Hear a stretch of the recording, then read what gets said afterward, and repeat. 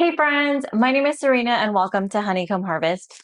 Today we are going to be discussing whether or not beekeeping is the right fit for you. So let's get to it.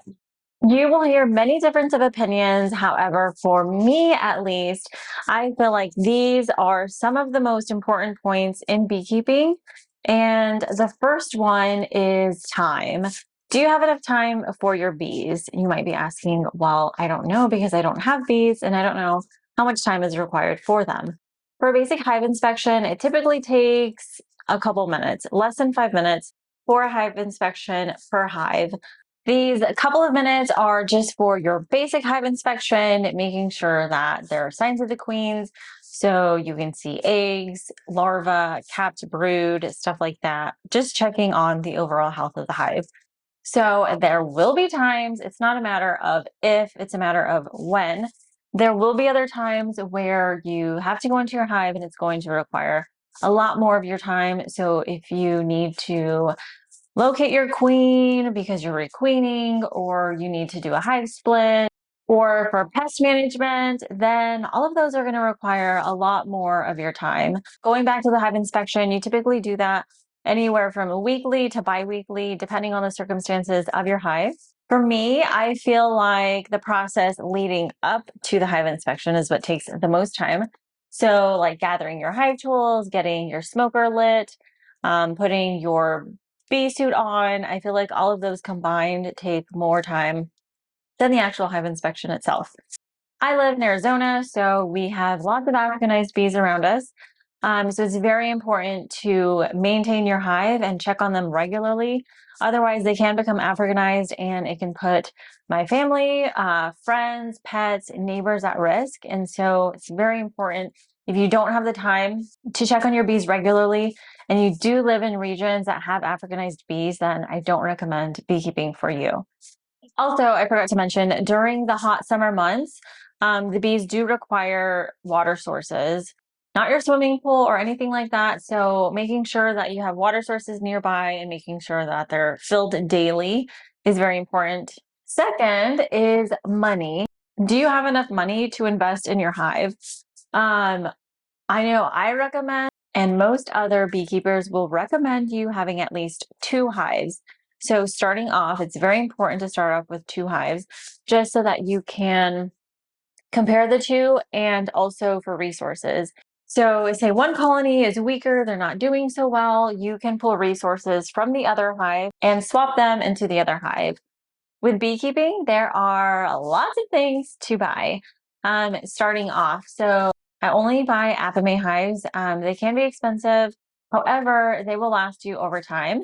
Unlike the wooden boxes that will warp and rot over time and you always have to be replacing them, the Apimaye boxes are food grade plastic and they do run about $500 to $600 per hive.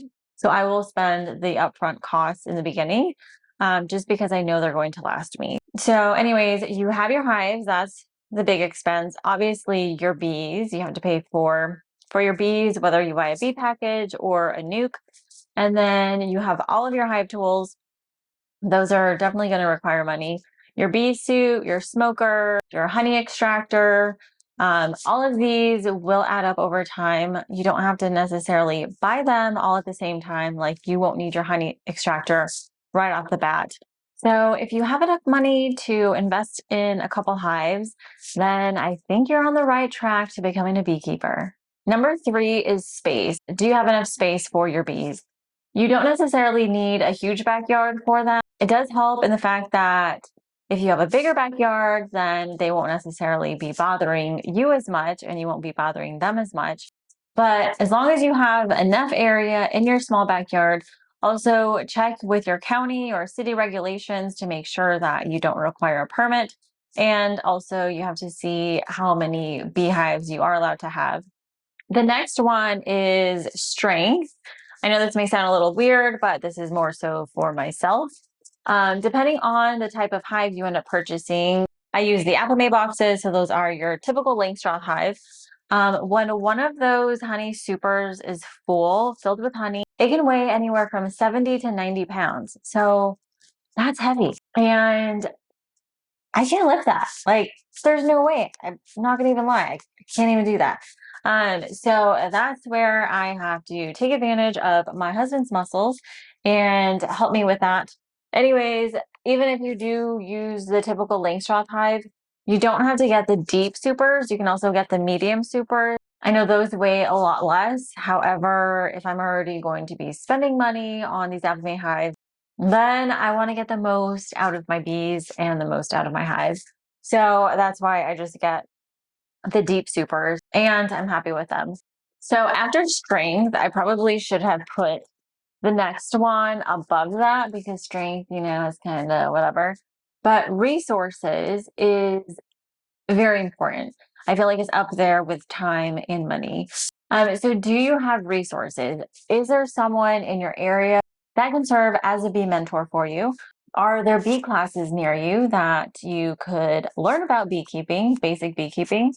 And do you have access to the internet? Because that is a huge one.